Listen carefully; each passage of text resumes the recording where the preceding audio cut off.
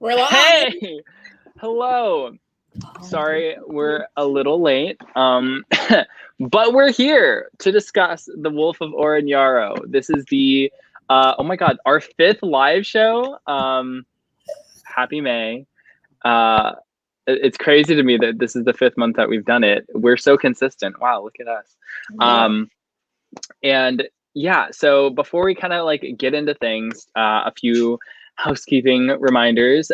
So this Saturday at 11 a.m. PST, and I believe that's 2 p.m. EST, we will be interviewing the author, K.S. Villoso. We will have more information about that. So just check the tweets and things like that. But yeah, very exciting stuff going forward. And yes, so I think we're just gonna go around and yeah, I'm a little flustered because I just finished the book. I pulled the Tiana and so I don't have like a ton of things prepared. So this is just gonna be a little free form, little chat. So what we're gonna do first is we are gonna go around and just discuss overall thoughts, like general thoughts, before we get into like spoilery details. So how about we start with Tiana, because she's the first one that read. So usually I have notes on the side, but this time, when I read the book, someone pissed me off, so I didn't have time to just like write notes. But I gave this a 3.75 out of 5 stars. Pretty solid for me. And then, sorry, I have a friend over. She is high off her ass right now. Oh my god. This was a new perspective for me because we've had characters in the past with our January book pick of the month with like being a parental role, but for this parental role in this book to like be a driving force, which I really did enjoy. It was a lot of world building and political intrigue with this book, and it was very dense. And for the audiobook, I had to read this with the audiobook as well to like see what was going on, to pinpoint how to pronounce names and things of that nature. But yeah, I'll just keep it non-spoilery for now with that. Wonderful. Matthew? Sure. I really like this. I give it a 4 stars. Probably if I were like to be harsher with it, I'd give it a 3, but it prompted me to pick up the next book, and I can't complain, you know? I thought it was a really nice twist on epic fantasy in that it was so character-driven, in that it was very, like, personal, it was very intimate, and I didn't feel like we were... While, yes, the world building was, like, immense, I feel like a lot of it did kind of happen in the periphery, and there was a nice natural ease to the way that it was presented. The dialogue was really rich. You got to get to know the characters really, really well. And I enjoyed that while this is like an epic fantasy, the parts that make epic fantasy epic weren't necessarily like the driving forces of this book. So I super loved it. Wonderful. Ace, I know you still have a few pages left, but but what do you think? The same like final thoughts as Matthew. I do give it a 4 out of 5 stars, but the same, you know, it's an adult fantasy, like epic fantasy, but like it's not the main part about it. I feel like there's more character and like more of like the political building than more of world building, I would say, because like it established more connections between Jin Sayang, I think that's how you say the main country, and then like what's the other country called? I don't, because like the Empire. Yeah, or Zeroso, I think. Or Zario, like the Zeroho like empire, like that, like it kind of establishes like the dynamics between the two and whatnot. And I thought that was really interesting, but at times it did get really dense and really hard to get through. But I really enjoyed like Tali's perspective on everything. So yeah, 4 out of 5. Yes, I agree. It was weird because I was so slammed this month, which is like I was planning on having the entire trilogy finished by this live show, and that didn't happen. But basically, like yeah. So Tiana gave it a 3.75. Matthew and Ace both gave it a 4. Okay, so like for most of the book, it was like a solid 4-star for me, but then at the very end, like I just was like, ooh, it was so good that it bumped it up to like a 4.5. So nice. You know, So for me, it like, yeah, at a Goodreads with the, like, when you have a half star and like you can choose to round up or round down, I'm going to choose to round it up to a 5-star, just because I enjoyed the characters so much. It was like, it was so funny because like for most of this book, it felt like a thriller. Like it didn't really feel like epic fantasy as much as it did like a thriller. Like, oh my God, this woman went through it. And it was so easy to pick it up and just blow through like a lot of it. Like to me, it read really fast. So like when I picked it up, I just like couldn't put it down until I had to put it down. Like I never like wanted to put it down, which was awesome. And like a sign of like how much I was caring about it. And like, I do have like some nitpicks like here and there. We can talk more about like that in the spoiler section, but like overall, I just had a blast with this book. And yeah, I really hope that the rest of the trilogy has this kind of like fast pace, because I did really enjoy that. Cause like, to me, I feel like when I have read like other fantasy series in the past, like, the first book can be really intense, and then the next couple books will like take a step back and like slow it down a little bit to like do more world building and things like that.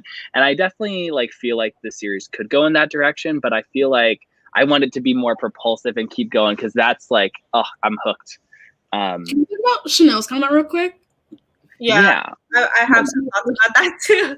Yeah. So someone in our let's pull up. Discord, sorry, but someone in our Discord mentioned, I think it's a play on words of like the Bitch of Oren-yaro, since it's like the Wolf of Oren-yaro, and a lone wolf is whatever. I forgot the quote. It ended on the quote, but I feel like that's what the reader should go into knowing of how I think it's a play on words, because she was a very vulnerable and real character at the same time throughout the entire book, for me as a reader at least.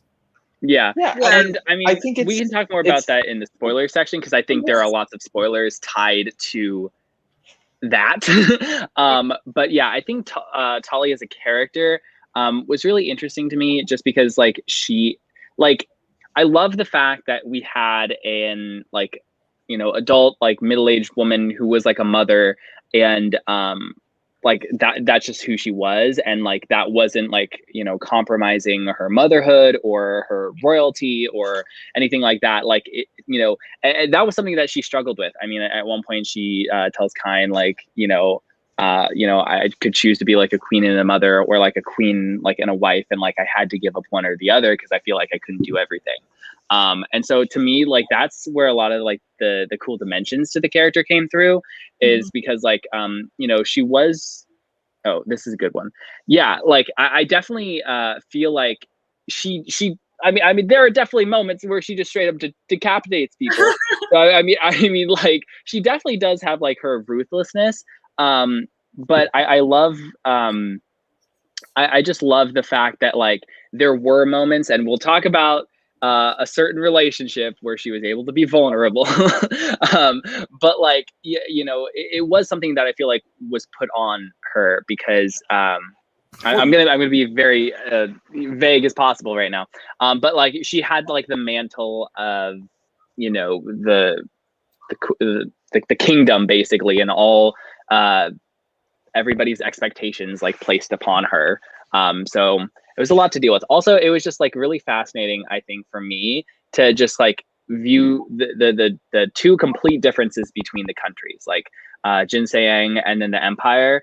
We only got like a brief little bit in Jinseyang at the very beginning, but like even still, just based on Tali's reactions to everything, it was like it was so interesting, because everything was so different. And I love that whole like fish out of a water type of story. And so yeah. Yeah, I mean, I think with like when the title having like bitch queen in it, I feel like everyone's like, yes, bitch, work, fierce. Like they want it to be like this kind of like very contemporary iteration of what the word bitch means, or bitchiness, to be a part of it. And in this case, it really does mean like mother and like motherhood and like wolf mother. And these are the connotations that we're working with within this world. Yeah.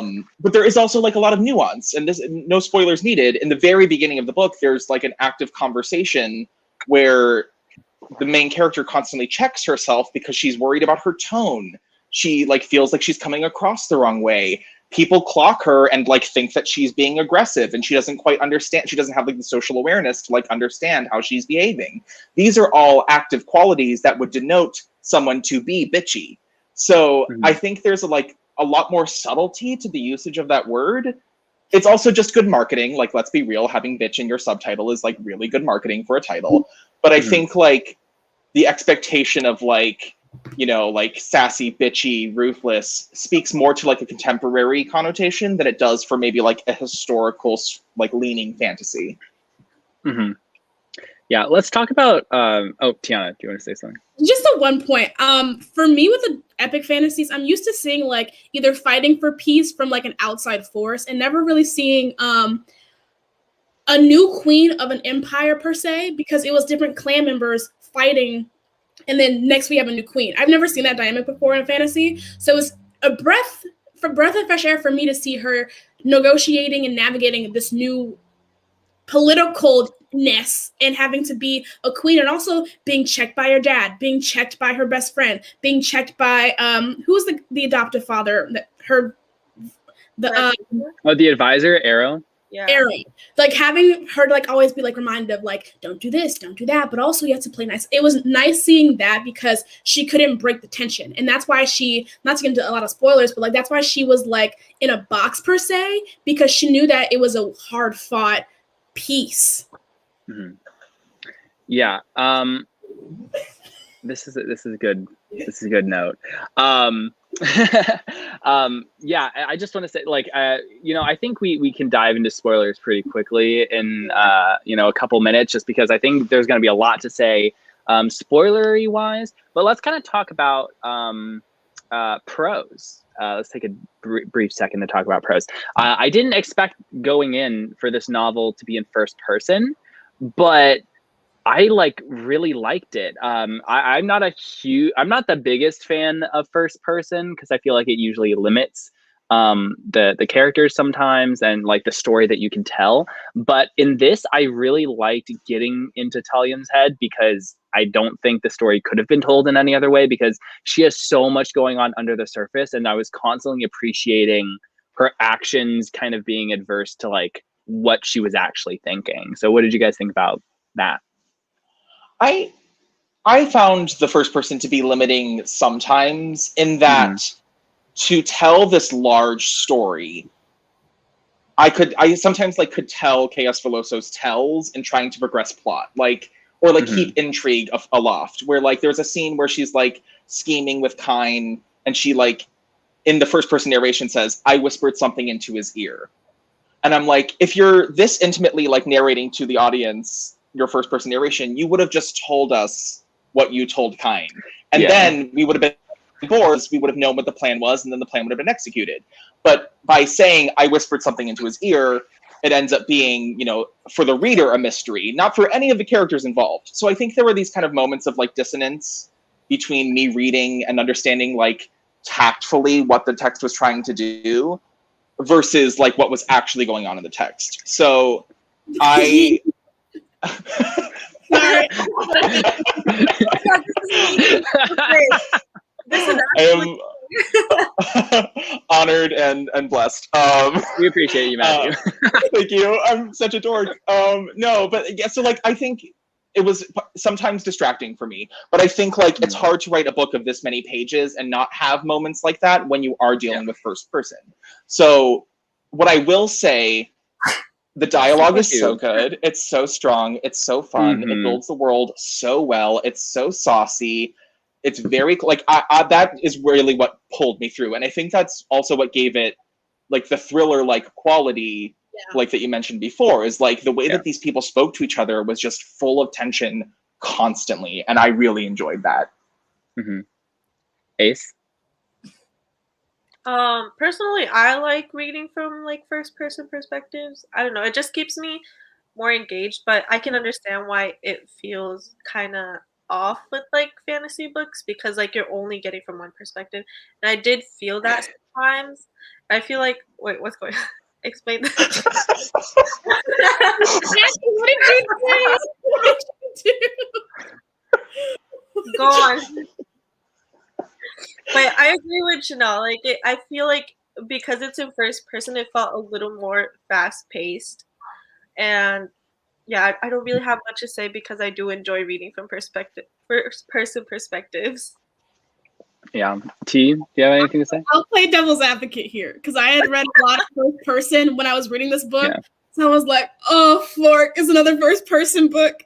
And sometimes it gets really hard to understand the politics because you're then limited to the politics from that person's POV. Yeah, that is Yeah.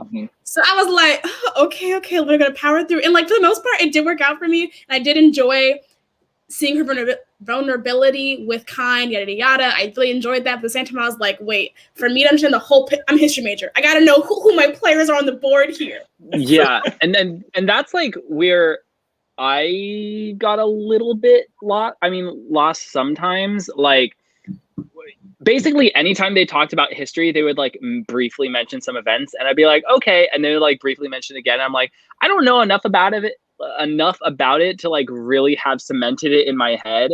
You know, where like, you know, in like big epic third person fantasy, you can like have a little paragraph talking about the event, and like we just kind of got snippets, which was great, you know, for like subtle world building. But also I'm like nosy, and I'm like, I want to like put it in my head, like, okay, who was the Dragon Lord before? What we need like the wiki cause? All that. Like, yeah, no, I need like the fandom wiki page that I can scroll through, like the history timeline.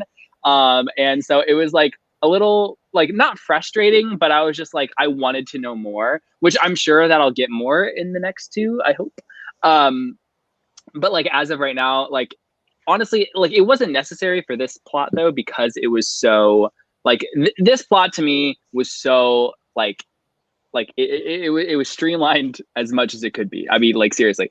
The only like one kind of nitpick that I'll bring up before we kind of dive into spoilery sections is that sorry, the wine is getting to me already.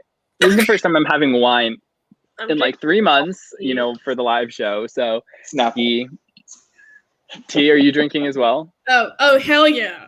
Hell yeah. Yeah. Okay, I'm not drinking alone. It's okay. I ran out. I literally ran to the store right before this. But anyways, my one nitpick is that like there would sometimes like I like kind of like Matthew said, like there would be sometimes where I would sometimes feel the plot moving forward. Like she would just kind of be chilling and then someone would attack her and it would just happen like so like there wasn't like barely any buildup, like, and that happened a lot of times.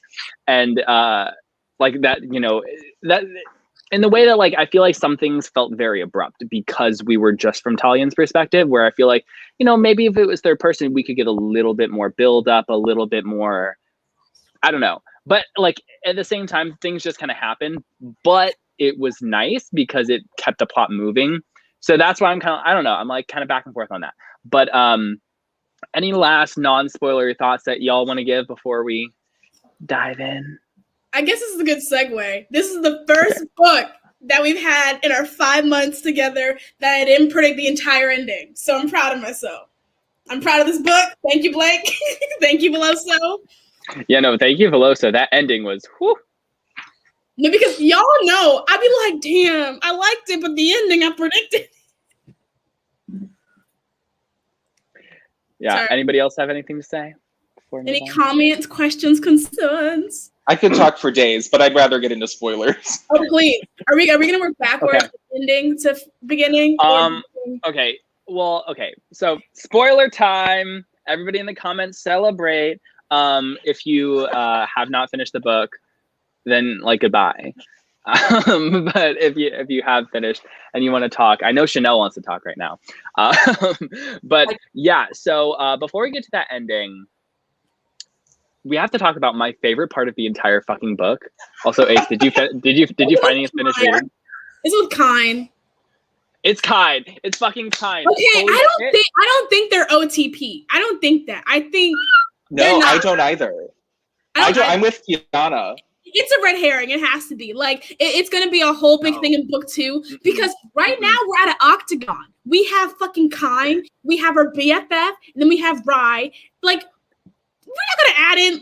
No. I don't think it's Kind. I don't think it's Kind. I think Kind's lovely and there and eye candy and full of like good tension and reliability. But at the end of the day, she's gonna kick his ass to the curb. That's what's gonna happen. He's gonna feel sad. We're gonna feel sad. It's gonna be a lovely moment. I'm so excited for it. Exactly. Well, I mean, like, and Chanel has a good point. You know, he is still in love with the other woman, but I just like I loved him so much. Like every time he was on screen, I just loved him.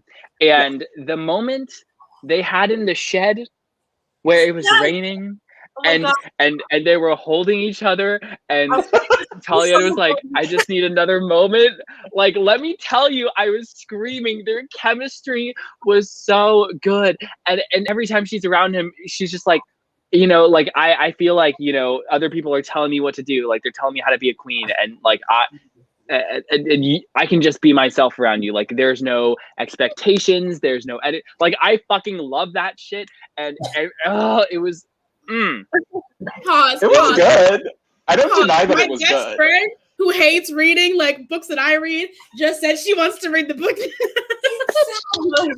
We're doing our jobs. Bro, they were in the shed like They were in the shed. No, like she will not read a single book I recommend. So for her to say this, I'm very okay. I appreciate it. Here's my wait, Ace, super... what do you think about Kine? Oh, go ahead. Ace. What I think about Kine, oh my god, I love him, dude. Like that's the only time she can ever be vulnerable, which is literally around him. I feel like we got like her real actual self whenever she's with him, and like she never had to put up a front with him, and like he just took on everything she would say, and he'd be like, well, I'm still here. I don't care what you tell me. I'm still gonna. When she said you're not my friend, I said, damn, bitch. I know. I was like, that hurt. Like, even he was hurt about that. Like, I mean, said, this man clothed you, fed you, got you away from being a prostitute, and you say you're not my friend? I mean, like, I love Kine as a character. I just think, okay, here's me to make things boring. I think thematically, it makes more sense for her not to end up with anyone. Yeah. And here's why I think that would be an interesting choice, because the beginning of this book is all about how she is alone, she suffers alone, she bears everything alone. I think a really beautiful thematic ending to this whole trilogy would be her being able to embrace being alone as a positive thing and be able to like understand that you can still have independence while also embracing other people. Like that is like really, that would be a really beautiful, interesting thing to explore. And like maybe Kine can find somebody else who we like, who he can shack up with, and it'll be a great time. Like maybe he's single by the end and he'll be available for us. Like that's fine too. At the end of the day, she was there for her kid. Like she was like, I ain't trusting y'all. Like she was there to be a parent and be a queen. That's it. She was not there to be a wife. She was not there to be a horse and be a breeding mare. She was there to do the damn thing, and that's it. And I respect it. Yeah, I mean, look at the third cover for the book. Like, she's. I don't think she's with Kine. She's not with Kine here. Like that's not a thing. She's evolved to loving and being alone on her own. This could be Kine. I don't know. This could be him. That's probably Agos. Yeah, that's the second and third one. This is the first. Okay. No. Well, okay, before we get into the other characters and things like that, we gotta talk about the ending. I think it's time to talk about the ending. And yes, this I'm very concerned. I really just got to that part, and I was like, I'm gonna say it. He's gonna get kidnapped or died. Like I don't think he fucking better not. No. Do one better. Converted to like the evil side, and then she has to like win him back. That's the better plot line. That's what I want to see. I love that shit. Yeah, no, like okay. So first we have to talk about Ubek, because fuck him.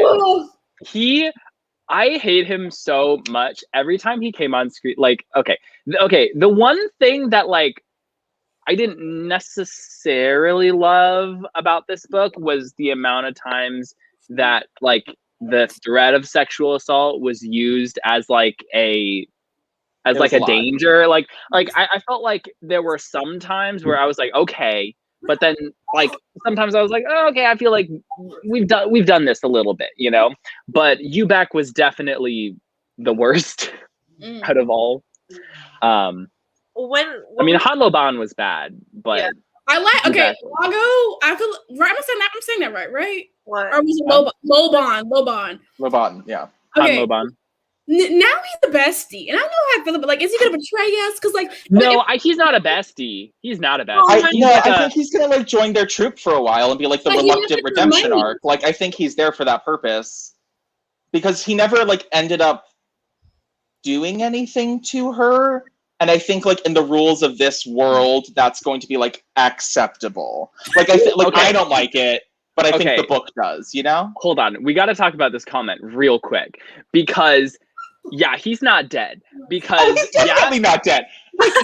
Well, okay. End of the book, they reveal he has magic, and then he's like stabbed, and then runs away, and we don't actually see him die. He's not dead. We've read fantasy novels.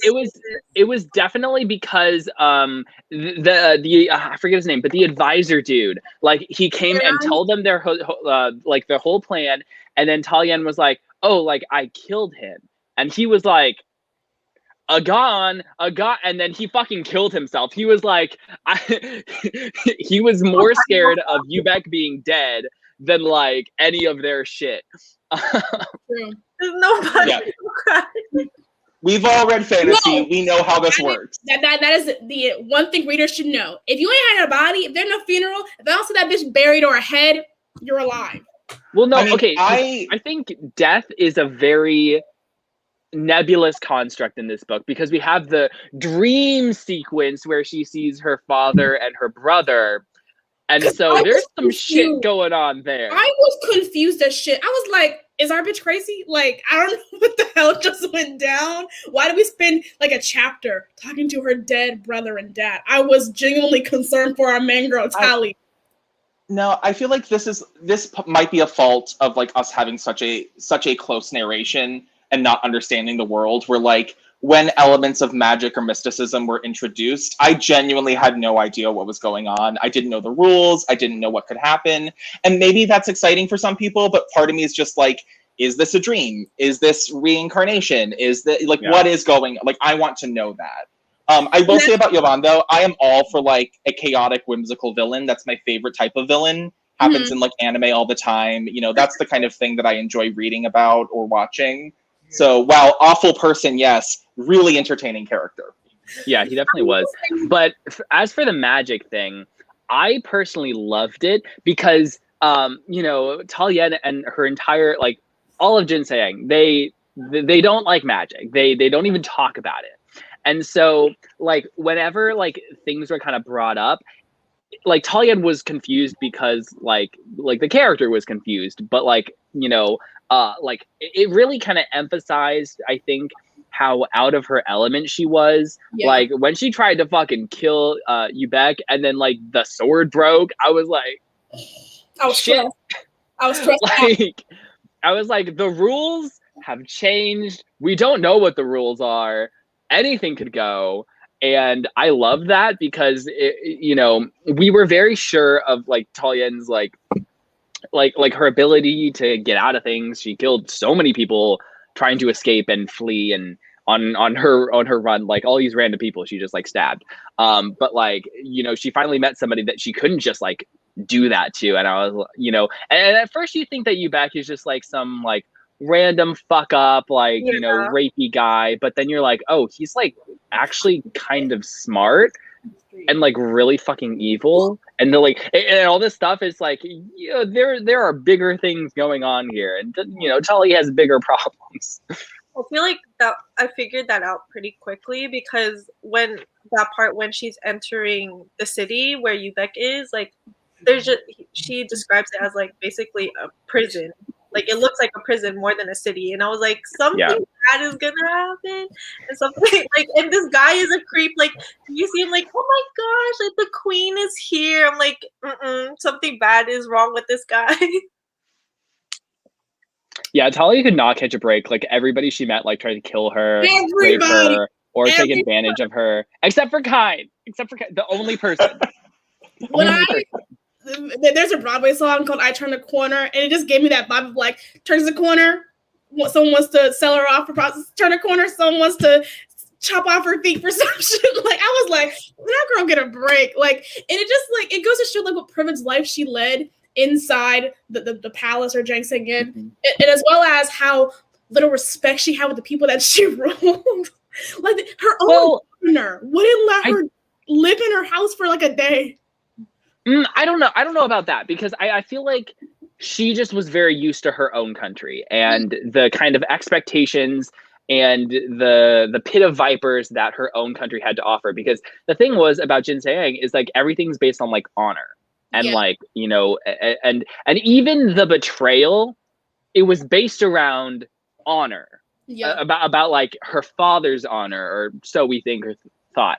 But like she thought she knew the kind of like what she was getting herself into, and I think that was more naivety on her part rather than like, you know, because, you know, she did not expect this culture to be so corrupt and like honorless, basically. Yeah, I mean, like there's something about this book that's almost like a second coming of age. Like this book reads like a coming of age novel. It just happens to be somebody who's like in a later part of her life, because the whole like, it's I think like the whole fish out of water like feeling that is open in the beginning does set this book up to have this major evolution, seeing the world, seeing different cultures, being betrayed, being burned. Like I think these are things that we never really do escape, no matter what age you are, and it's just a matter of like how it's framed. So again, like me loving this book because how intimate it is, that is a main part of it. Okay, so I think this is really random, like a really random thought. But I was just thinking about how Kine and Talion fit Favorite Crime by Olivia Rodrigo. Yes. Oh my goodness. You were right. I think Matthew touched upon this, the daddy's wishes. I wasn't Matthew, or like I can't remember, but that betrayal, I did not see that one coming for like miles away. I said, so we just out here doing like treasonous shit because her dead dad had a deal with somebody that didn't like go through. Like it was a idea, and they were like, oh wait, you know what? We don't like our queen that much, but we'll still stand her dead daddy. And I was like, well, I think their betrayal was less based around Talion, because like they wanted to keep her alive but married to Ubek. It was more about how much they fucking hate the Kessers. Because like that rivalry ran so deep, and like they thought they had smoothed things over, but obviously not. And I think that's a perfect segue to talk about fucking Raelle.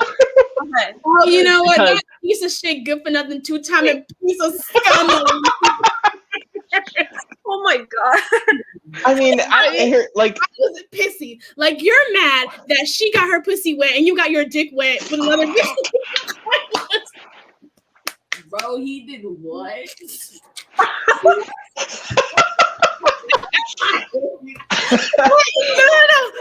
Listen. You're mad because she got her rocks off. Because you got your rocks off first. You knew she was in that room. You knew she saw you doing the nasty, and you're mad at her. She's so multiple times too. That's the thing that got me is, you know, okay, yes, it is a bigger plot point because she may have potentially gotten pregnant by Aegos, but her husband had cheated on her multiple times, and I love that he was so like disappointed, like, you didn't take any lovers, so like I couldn't feel justified in being mad at you. Oh, like fuck you. Like if you knew that was your just kill the kid. Right now. I don't see the Matthew. Like here's my biggest fear, and I think it's gonna happen. I think Raelle's gonna be redeemed, and I don't want it to happen. No, I think it's gonna happen in the second book. I think it's going to happen because I think somebody else is like behind him abandoning and wanting to kill and like all this stuff. Like, I think I'm not going to like it, but I think that's what's going to happen. Well, here's the thing. I agree with Chanel, like, because it's like, yeah, he's not for sure whether it's his kid or not. Like, and here's the thing. Like, I understand his motivations. I just fuck him because he abandoned his kid, and he's even like don't even say our son. I don't know if it's our son. You can't say that. Like, he's a fucking asshole. And then he's like, I'll have to kill him myself if this is true. Like, I'll kill him myself. Like, well, there's also a class disparity between them that I think is really interesting, and like maybe his perceptions about who she is and what she's allowed to do versus who he is and what he's allowed to do plays into that quite a bit. Also, isn't she like the first queen? And this is like the first time a king and queen would like rule together. Like, I think this, if anything, while abhorrent, does speak to like the culture that they're dealing with in a very smart way. So like, in terms of like writing a book, super successful. In terms of me having feelings, fucking hate it, burn it to the ground. So Blake was bringing up like, you were gone for 5 years. If he was there for the 5 years, he would know in his heart that's his kid. If he was there to raise his. Well, here's the thing. I don't know. Could that doubt have just grown? Like, that's the thing. Like if he were there for 5 years, if that seed was already planted, could he just like continue to doubt? Could every I don't know. So if he had any inkling in the beginning that wasn't his kid, I would have just killed it in the room. Like, we not playing that game, sis. Like, I'm not. Oh, a newborn baby. Oh my god, it's terrible. Yeah. I'm cold cut. I don't care. Like, if I have an inkling, we're just cutting it off cold turkey. I'm gonna fork. So I was like, sir, you lived for 5 years looking for magic. Like, who was in your ear? Who was whispering this dirty? Well, that's what I mean. That's what I think he's going to be redeemed, because I think somebody else is like prompting him to believe these things. And I don't think it will matter whether or not it's his son in the end. I think it'll matter like who's been manipulating Rael, and that's going to be really annoying whenever I read the third book and that's the plot. Like, don't just look at me like that. I don't know if they're going to do that. However, I do think Ozo, the general, he a little sus. After everything that we know now, he's very sus. Wait, and I'm gonna be very sus. I forgot what Ozo did. No. He was just like the army dude, like the general of the Oren-yaro army. Gotcha. And because now we know that there are people loyal to her dad over her, I feel like he's one of those. I feel like she's gonna get back to Jinsei and have to deal with this faction who's loyal to her father's last wishes. They were waiting to leave. They were waiting for her to leave. Oh, why they hate her so much? They were waiting for her to leave. Like, I'm telling you, because it had to all be synchronously planned. Like, so whoever's controlling the faction that loved her daddy so much is the same person or group behind who's speaking in Rael's ear, because it was too perfectly timed for her to leave that seat of power, for her to go missing for 3 or 4 months, and then to be like, oh wait, my son probably my son, so we gonna go to these magic voodoo people who it's in first person, so she doesn't understand, so she can help him understand why going to the magic people is so bad for this. Yeah, like, I mean, all the warlords, they were literally like, we're gonna depose you. Bye. Ace, what were you gonna say? I completely forgot, or like kind of grazed over this, but is Rael's mom still alive? Well, she took like a vow of silence and like locked herself up in the Citadel. I feel like wherever that is. Us, especially since Rael's mom and Alien's dad are the ones who made the arrangement. So I feel like she should be, because they talk about like how Ikasar's like practices and whatnot are kind of really different from everyone's, like Oren-yaro and all these other cities, you know. And that's why I'm like, it's kind of hard to tell if Rael's actually being controlled or not, because he's been like this since he was a little kid. Like, he was an actual prick. And so I'm like, this has to be someone from the Ikasar, like, how long is the con? Like, how long was this planned? And also, with her father, like, technically in play via this dream sequence and or magical moment, like, what is still going on? Is he still whispering in people's ears? Does he have the capacity to do that? Like, that does excite me. I'm getting, like, goosebumpy thinking about it. Like, I think that it could be, like, a really fun way to evolve the plot, for sure. I just had like an aha moment. Maybe it's her dead daddy that's not her dead daddy speaking in Rael's ear about. That's impossible. I mean, no, because he fucking hates Rael. Like, he, you know, when he was talking to her, he was like, I can't believe you fell in love with that brat. Like, he does not like him. Can we talk Also- about the dragons real quick? Sorry. Yeah. That's an No. interesting thing. Oh, they. I definitely feel like we're gonna get the dragons in like probably like towards the end of the second book. And it'll be, Yeah, I mean- I feel like that's kind of it's almost like Game of Thrones. Like the magic Yeah, stuff is that's going to what start I was- creeping in more and more and more. You know, I don't know, because I feel like for the second two books we're gonna be more focused on Jin Se-yang. Like this first book was very much like out of the element.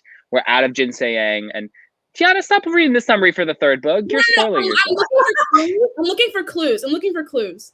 Because Mhm. her face is cut here, right? But I don't see it that much in the second one. And then I'm looking at the dead dragons on her throne right here. Oh, they're dead? I thought they were Well, not they're dead, but they're definitely like not alive. Oh, dang it. Well, Because- wait, hold on. I'm gonna go through my notes because I made a lot of notes while reading this book. So let me just pull those up. Vibes. Just Let's see. vibes. Oh, one little bit of world building that I loved was the dragon towers, and I can't wait to see them more when we get to Jin Se-yang, because I thought they were so cool. Like these massive, giant like towers that dragons like nested on, and they breathed fire into that like made energy for the city, and it like used like the magic, like the energy Agon. To like, I don't like. We're obviously gonna learn a lot more about that, and I'm really excited to, because there's a lot of stuff going on there. Also, I forget. Okay, Oh, I think that Talien might be low key, like Agon sensitive or whatever, not like force sensitive, whatever. Because there was a moment when Yubek like had her trapped and frozen, and then she screamed so loud and then like broke free. I was like, there's shit happening here. There's shit going for on. Sure. Like, She's gonna ride a dragon. She's Yeah. gonna ride a dragon. If she doesn't Fucking ride a better. dragon, I'm canceling the series. That's all I want. That's all I want to see. I feel like dragons are kind of drawn to her too, because like there was that scene where when she was with Rael when they were like kids, and then the dragon Mhm. found her, and then the guy was like, I don't know how he got all the way here. we're gonna see him again. I feel like that random guy. That dragon? No, Oh, no, the dragon random guy. hunter. like he can't just drop that bomb of like no one really likes your place on the throne and not see him again. That don't make sense. And there was still that one part when she was riding. If she out- rides a dragon, automatic 5 stars. I feel like Yeah. the author of Rage of Dragons is on this, so maybe it's a possibility. But yeah, I just think dragons are drawn to her. Dragon queen. Chanel had a comment. I will admit I don't understand the world building at all. I feel like that's the point of book one and it being a first person narrative, because our character doesn't understand the world at all as she explores it in this book herself. She's always being taught that, or we're being shown that the world is untrustworthy throughout this entire book, because girl was going through prostitution in the book. Like, damn. Wait, she's actually prostitute. She was going to be a prostitute. I was like, okay, that's enough. We really did. I know I was probably explaining the book, and I remember it very vividly, but like that whole like setup of getting to the meeting in itself to see Rael, I was like, dude, like if your council didn't want to see him and you're gonna leave without telling nobody, why didn't we think that part through the most? Like that's just the me thing. I overplan for shit all the time, so I'm just like, you ain't tell nobody where you were. Well, I think like there's this weird, like there's this shame that she has that he left and she couldn't stop him. Yeah. And then her going back to him is equally shameful because True. like she could rule on her own. So, or like they might be negotiating. Like I do think it was the right choice to like keep it as secretive as possible. But I also think it opened up this like interesting tension between her and Rael of like, do they have feelings for each other? He clearly, at least right now from her perspective, does not, but she clearly does in some sort of odd way. And I think like that is something I perhaps wish were a little bit more fleshed out in the book, just like their relationship, because there were these flashbacks, there were these kind of iterations, but like all of them spoke to his coldness and not necessarily to like her attraction, which is interesting. Yeah, I really like appreciated the fact that even though that Rael was such an asshole and like everybody could kind of tell that he's an asshole, Yeah. like she was just still so attached to him, because I feel like when you're in like a toxic relationship like that, or when you're in something where like you care so much about a person and the other person doesn't, like you can't, like it's really hard to push past that and like acknowledge the fact that they don't care about you. And like, so like her constantly kind of like wanting to prove herself to him, or feeling like that she needs him to love her. Like, I feel like that was very like natural and really well done. Because I feel like, you know, if it was like a simple story, she would have been like, oh, fuck him, and like, I'm going to kill you. But like, there was so much nuance there, and I really appreciated that. Sorry, my friend was crying over here because she thinks this book is really sad and good at the same time. Bro, she's been through it. It is. It's very sad. It's very good. Yeah. You were high up your ass. Bro, like, that's so sad, bro. Kid don't know what's going on either. I'm so Well, sorry. Person. you okay? Oh, Ace, what'd you say? Oh, I was just saying, I like how we just have Tiana's friend in the background as a fifth Oh, I know, person it's wonderful. perspective. I guess it goes to show how good we are doing live shows, because she is invested in this book. Like, I was reading it. That's the worst part of reading. But Okay, I was gonna say, I definitely think we, like, the more I think about it now, since we brought up a lot of points in this live show, I do think we probably will need a second perspective soon, because we do get a lot from Talia's perspective, but we don't know the other practices from these different factions and then cities. Like, we're all navigating it through her perspective, and it gets overwhelming at times, just like how she's overwhelmed. But yeah, because like I just want to learn more about Jin Sayang, because like we only get snippets, and like it's literally just memories of that she remembers and whatnot. Yeah, maybe I mean, dual POV in the next one. Sorry. I hope I don't know so. if part of me wants it, part of me doesn't. I don't know. Like, I wonder if it'll like throw too big a wrench into her perspective. I think a lot of this book is about her gradually understanding more, and that is what makes it as propulsive as it is, because we get to learn alongside her. Perspective from the son would actually be really cool. I was thinking the same. I suddenly completely changed my mind. I also really love adult books that are told from the perspectives of children. It's like one of my favorite things to read. So that would be really, I'm curious about that. I'm also curious, does anybody else think we'll get a time jump? Because right now we're very linear. No. Do you think we'll get like a 5 years later? Time moved weird for me. Maybe between books 2 and 3. Yeah. Maybe. I don't like. I feel like you can't jump into book 2 with a time jump. Like I need to know what happens next. Yeah. Well, if it did, you know, all power to you. But the dead. Because time jumps in this book were when she either blacked out or was captured, right? So it'd be interesting seeing how. Because for me, it didn't feel like 3 months. For me, it felt like maybe a month. No, it was longer. That she was in Ubek's dungeon for like 4 months. Oh, Like lots of time passed. Yeah. Oh, she was in. Yeah. It was like a big time skip, you know. Your friend in the dungeon. I'm so sorry. No, but like, I think like right now her son is very much like a non-player, and he's very much like somebody who needs to be protected or addressed or like saved. But I wonder, like, if we got a certain amount of time passing, could he become a key player? Could he be part? But that's when I said, like, you know, does he turn evil and she has to like win him back? Does she take does he take his father's side, and like that's a thing or a point of tension? Like, well, she did say like that all the people. I mean, she did say that all the people that she left him with were like the Akessers. Yeah. So I don't know. Like, as soon as she said that, I was like, "Ooh, is your son actually safe? Like, are you sure?" I still don't know. I want to know what happened the day that she kicked Kine out. Maybe it happened in the book, and I remember it because it's been like a month since I read the book. But I want to know, like, what transpired for her to kick that man out? Or was that just a thing? Who? Raelle? No, her. Who was her bestie's name? well, they fucked, yeah, and then they were caught.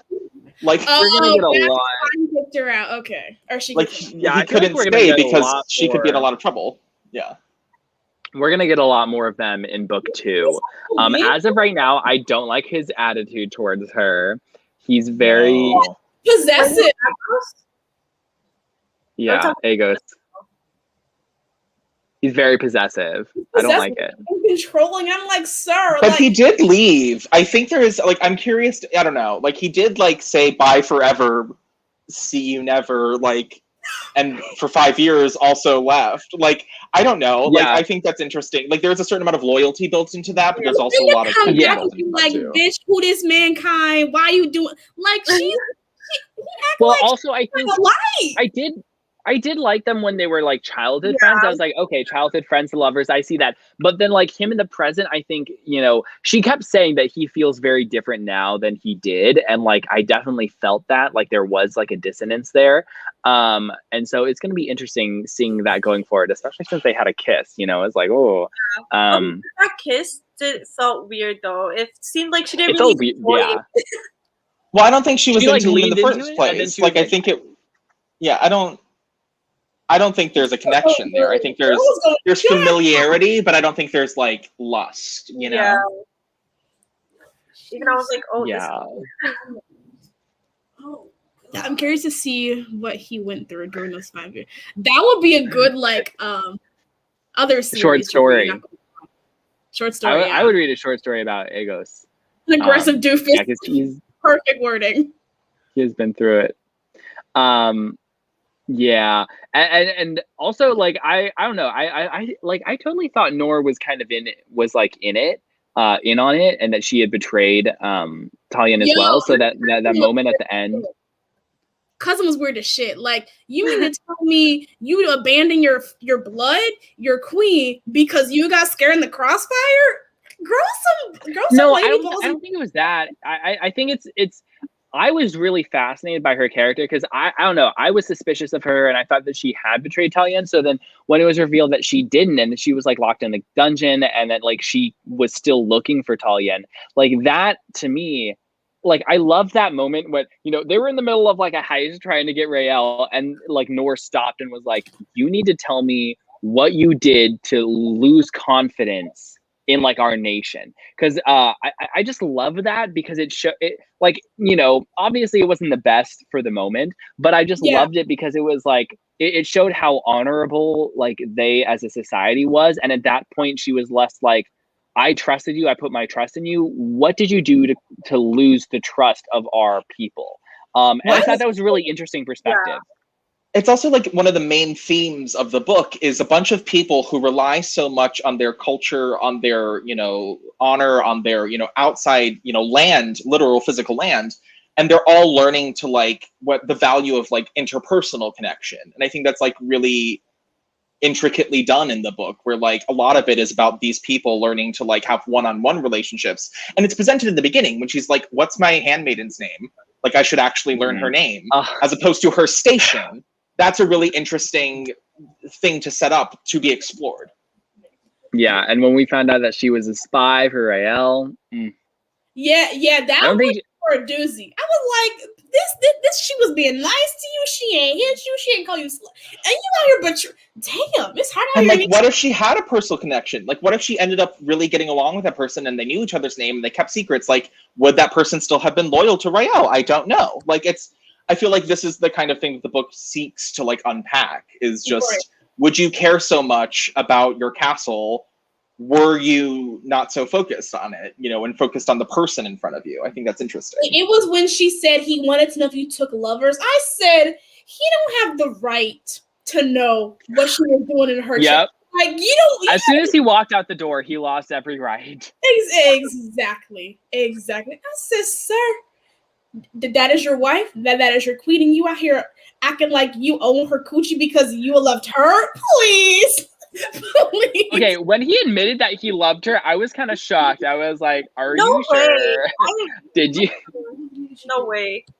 That is not love. I was like, I feel like you are, like, you're stretching a little bit. No, I need a citation. I need a reference. Like, did you write about it in your diary? Like, show me a receipt. He's probably like, letters, come on. That was so. Right now, something coming for him, and it's not a redemption arc in book 2. I think there's going to be a Ryle redemption arc. I think it's going to happen. I'm not happy about it. I think it's going to happen. I rebuke that in the name of everything holy. You gonna be mad? It's not When it happens. I feel like the only way he could be redeemed is if he just goes, like that's the only way. That's the only way. Okay, when they brought up the like honorable suicide thing, I was like, Rael should take some notes.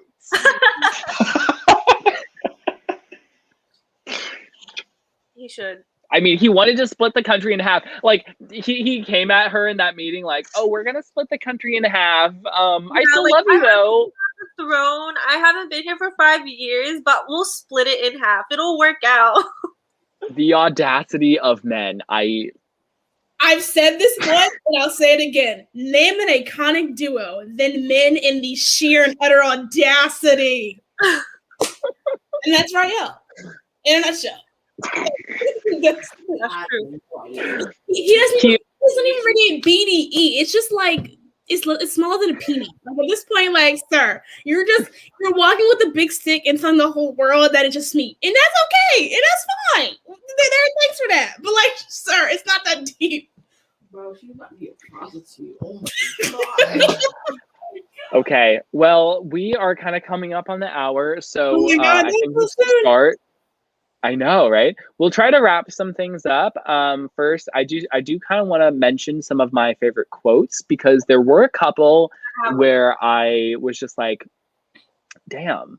So there was a moment when Kyne and Tolly were talking, and of course, I loved every scene with them. But so they're talking about power, and this is before he knows who she is. And he said, power does that. It corrupts, makes them think others are beneath them. Also, they can easily justify what they do to you. They may even convince you it's for your own good. I paused, flooded with the discomfort from his words. How would this man react to the knowledge of who I was? I don't think everyone in power is like that. He gave a wry smile. Perhaps not. Painting humans with a broad brush, that would be foolish. But that sort of environment can render a person incapable of understanding the effect of their own actions. They've been given a hero's narrative, you see, and they will do whatever it takes to see the world play out to this music, even if it means hurting others. So maybe this is my way of fighting back. You're Jinsane. You should know this better than anyone. And that, to me, I think it was a really good nugget as to where this series is going to go. And I don't, like, I feel like this series, just from that quote alone, I feel like Tol Yen is going to become a more unlikable character as the trilogy goes on. Yeah. I don't know, like maybe not, but I feel like as she gains power, she might then become more of like an anti-hero instead of oh no, we lost Tiana. But yeah, I feel like she might become more of an anti-hero than like a hero per se. I don't know. That might be interesting. I don't know if we're going to go that kind of route, but like that nugget to me, I think was like really, really interesting because I would enjoy it. Kind of a commentary. And like, will she leave Kyne behind because he's too nice? I don't know. Maybe. I just want to see Kyne gone. I don't know. What? Stop it. Take it back. Stop it, Matthew. You're not allowed to say such things. Okay. This is mine and Blake's fight part 2. He is a cinnamon roll, and I will protect him at all costs. Okay, I have one quote that really stuck out to me, but I forgot how it goes because I can't find it in the book. I forgot to like tab it, but it was something like sheep's clothes. I'm always a wolf, like something like that, and I thought that was really interesting to me because I feel like, oh my god, even in her is it the very last page? No, it's not in the very last page. It was like sometime around her trying to get out of Anzao City, like when she was running from Loban. But I thought that was really interesting because I feel like even when she's in her most vulnerable, she can't be, and she always has to remember that she's the Wolf of Oren-yaro, and that just really stuck out to me because she's just. Ooh. Very curious about a Novel Beauty statement. Are we getting like some unreliable narrator action in here? That would be really interesting and Iconic. unexpected. Because Iconic. right now I do really trust. But should we? Yeah, very true. Also, some other quotes I want to mention. So this is about Talia and Rael. Or was it Rael? Maybe it was Agos. I don't know. But she said, time had taken those children and left behind these aging vessels doomed to continue down the path of yesterday's mistakes. And I was like, oh, pop off pros, let's go. And then, okay, the one quote that like literally made me scream was like they were talking about like you know, this is another Italian kind thing because of course I am their number one stan. I'll be that one person sitting in like the stadium like yes. There's nobody else, it's just me. I will go down with this ship. But so they're talking about honor and like love, and she like there was like this beautiful passage that almost made me tear up because she's like, I just want to hear a man talk about like what it means to truly love another woman, because she never had that. She didn't have that from Rael, and kind of goes on this beautiful passage about how like all these little things about this woman that made him like love her. And I was like sitting there like tearing up like, oh my god, this man is so precious. And then she was like talking to her about him about like honor. And then he said, I am not Oren-yaro, he said with a smile. Everything I do is for love. I melted. I fucking melted. I was a puddle on the floor and I was not okay. That's a pretty yeah. quote. Do you guys have any? I'm officially any drunk. other favorite? Okay, great job, T. But okay, so I think before we end, do we have any theories going forward? By the way, has anybody started book 2? I read the first chapter and then I got distracted with like watching all the MCU movies, so I took a break. Okay, Matthew, have you started? I have it. I have not started. Okay. Because depending, we might have to do more live shows for the rest of the series. We'll see. Hey, that'd be fun. Yeah. I would not be opposed. Oh, me neither. Yeah. It's so fun to talk about, seriously. Okay, do we have any theories going forward? Sanjay had a I mean, theory. I kind of shared one Theories of my and wish lists? Yeah. Yeah, sure. No, you Okay. you tell them We'll do I'm both. not reliable. I mean, She has to I ride a think- dragon. She has to ride a dragon. she has to write a dragon. If he doesn't write a dragon, I'm going to change all of my ratings to 1 star. That's the only thing I want to see happen. Yeah. No, okay, so yes, she will ride a dragon. I think Rael is going to be redeemed. I want a betrayal from her son. Those are like my 3 things that I think will happen / want to happen. That'd be The dragon riding. My prediction is like maybe she goes kind of like the darker route, like Talia, and like makes some mistakes and is like, I feel like book 2 she might get darker, and then book 3 is like maybe turning that corner about like redeeming her or like maybe taking her down. I don't know. It like almost kind of like Poppy War vibes. I don't know. Talia I think is she's more likable than Rin is. That's a controversial opinion, but whatever. But so there's that. Also, I think because book 2 is called The Castor Falcon, I think we are going to get where is it? It's this one. It's hard with things being mirrored. I think we're gonna get a lot more with the Akasser clans, and we're gonna get a lot more with the infighting between the warlords and the one warlord Lushai, the one whose daughter was like fucking Rael. I think they kept mentioning him as like being a problem, and I think he is going to be a major obstacle in book 2, because I think he was like one of the most vocal against Talien and the Oren-yaro clan. So I think at least, if not in the beginning of book 2, but by the end of book 2, I think we're going full civil war. Yeah. I definitely think that's gonna be one of my most too, like this comment says. Yeah, I want dragon riding to happen. I do think so, like you know, like you have a theory that Talion is gonna go just full on like in the dark side or something. I feel like she's might actually burn someone or something down with the dragon. Like I think that's a big possibility. Go full Dany from Game of Thrones. I would be It'll all be a for it 6-star book then. because I feel like in this one, her actions are a little more justified, or not really justified, but like it all adds up to it. Like everyone is treating her so terribly that I think if that would happen, that would make sense. Oh my God. T, do you have any theories? Yeah, I'm writing them down right now. Okay, you ready for these? Okay. She wants to keep them all straight. Crackpot Theories with T Part 2. We're bringing them back. So, Rael, we know doesn't have a redemption arc. We just don't know how it's going to happen, and we'll be in book 2. I've already convinced that that's Rael because he has a man bun, and the kind doesn't have one, so we figured that one. Okay, next. We have Bits. Shut up. Next week, I think Rael might be under mind control in book 2, or like in the whole arc, because 1 + 1 is equaling 4 right now, and that's not making sense for me.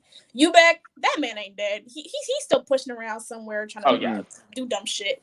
I feel like we might have a betrayal from Kyne's family member. Like someone's gonna want something to rat out information somewhere, so that might be a thing. And then I have General Ozo, and it's blank. I won't be able to decipher that until I read more of the book. Will appear. And then Loban. He's always in it for money.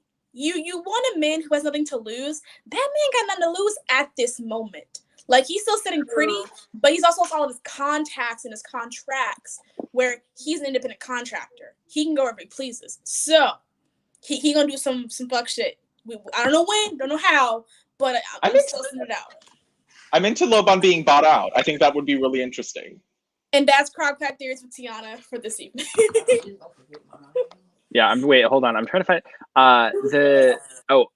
Anya, the mercenary. Like, I loved her. I thought she was great. Like, she was the sister of the other mercenary, Jiro, that came out, and then she was like, "Oh yeah, I'm just, you're gonna give me money. I'm like on your side now." I thought she was great. Like, she was just so like, because like Loban was like, kind of like more of a threat, but like being bought out, like there was more tension there. I just love the fact that Anya was just like, "Yeah, I'm here. I got you. I'll help you out. Like, you're gonna give us money? Sure, that's cool." Like, I just love that vibe from that character, and I hope we get more of her. Yes. You gotta keep me on the phone next time y'all have this. I'm not gonna listen. Like, oh my God. She just wants to know the spoilers. She sure does. Okay. I'm sorry that we weren't able to take audience questions because we are a little over. We'll take one audience question. So whoever puts a question in the chat fastest is the one that we'll talk about briefly, and then we'll be done. Are we gonna do like audience questions for Saturday, or? That's a good point. We'll talk about that after. Okay. Oh yeah, we have work Okay. after. Okay. I'm giving chat like 5 seconds to put a question in the comments. Okay. Okay, you guys don't have any questions. Well, thank you guys so much for attending our live show. And what you can do is I'm going to send out a tweet in like 10 minutes. So look out for that. And I'm going to post it in the Vintage Books and Wine Discord as well. So you can either submit questions for the author interview on Discord, or reply to the tweet or the Instagram story that I'm going to make. So if you have any questions for KS Villoso, we will be interviewing her this Saturday, and then it will be published on my channel sometime early next week. So if you would like to ask her questions, please, let us know. Thank you guys so much for watching, and we will see you guys soon. Okay, bye. Oh yeah, wait, hold on. Honey Girl is our next book for next month, and it will be on Tiana's channel. if you somehow missed that. And then Earth Eater will be in July. So Honey Girl is next month. Bye for real. Bye.